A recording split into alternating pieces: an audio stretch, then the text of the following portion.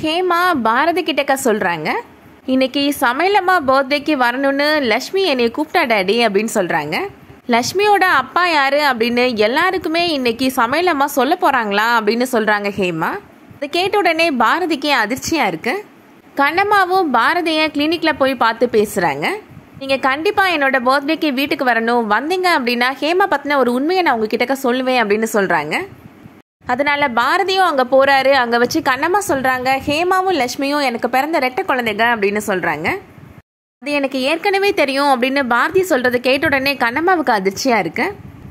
என்னைக்கு நீ உனக்கு பிறந்த ரெட்டை குழந்தைகளை ஒரு குழந்தைய காணும் அப்படின்னு பொய் சொன்னையோ, இந்த மாதிரி ஏதாவது நீ ட்ராமா பண்ணுவேன்னு நான் அன்னைக்கே நினச்சேன் அப்படின்னு பாரதி சொல்கிறாரு.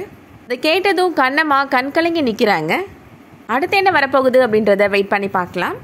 இந்த வீடியோ உங்களுக்கு பிடிச்சிருந்துச்சுன்னா லைக் பண்ணிக்கோங்க. டிவிக்கு முன்னாடியே சீரியல் அடுத்த கட்டத்தை தெரிஞ்சுக்கணும்னா நம்ம சேனலுக்கு சப்ஸ்கிரைப் பண்ணிக்கோங்க. தேங்க்ஸ் ஃபார் வாட்சிங்.